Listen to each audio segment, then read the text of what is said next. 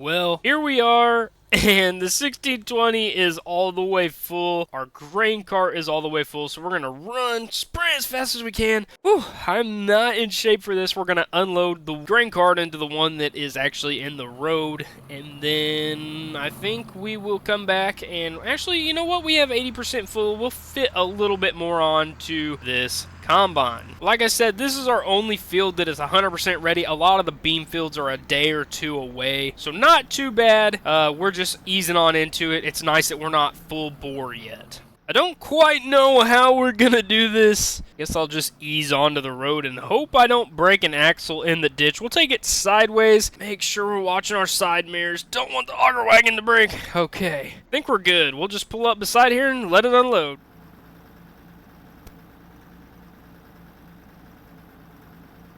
Alrighty everybody, here we are pulling away from the trailer. It looks like it's a little over half full. We're gonna load the crap out of these things. Hopefully DOT doesn't get us, if you know what I mean. But we'll end up taking that down to the co-op and selling it off to see if we can't make a little money today. But first off, we gotta get right back into harvest. So, while I'm up in here, we are about 50% full. We'll just go till it fills up again, which was stupid. I probably should have unloaded it, but nonetheless, we are trucking on along, and man, this corn is super bountiful. I'm telling you, man, unloading and looking at this thing, we probably should have got an 8-row head, because this is, yeah, man, this is sketchy. I mean, I think you're going to be able to see a few paint chips here pretty soon, because there's no way I'm not going to be able to keep that head out of the side of that auger wagon.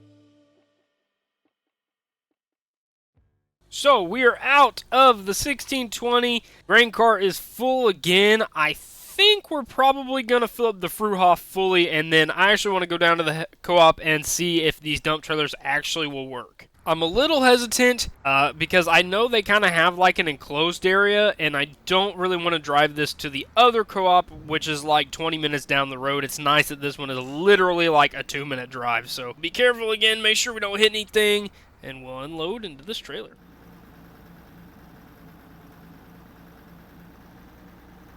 Well, it is not near as full as I thought. I got up there and checked it. It looks like we're actually just barely over half. I thought we were already at half, but I forgot how deep those Fruhof beds actually are.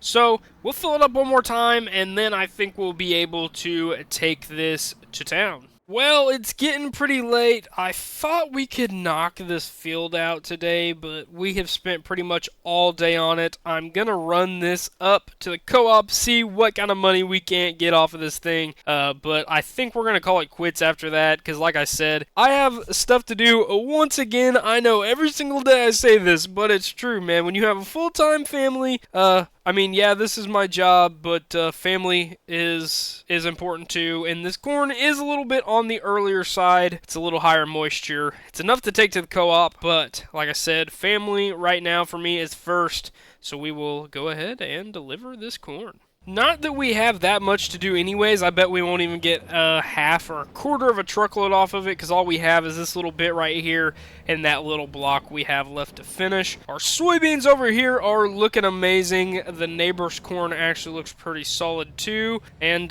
yeah. So, funny story about our soybean field over here. A government subsidy came in and basically told us that, yeah, that's CRP ground. So, we're not farming it, letting it grow for a few years, and we're getting paid for it. I'm not going to disclose the price because I think all the farmers in the area would give up their land if they saw. Here we are, man. We are here. I'm going to have to get somebody to move that off the scale or something. Here we go, pulling up on the unloading dock right here. Really hoping our truck can unload.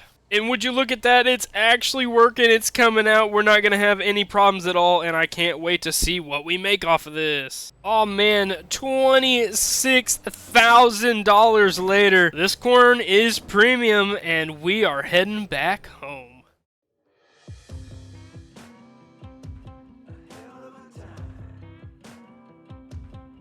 I go straight from the bank, gassing up the tank, cranking up the radio, playing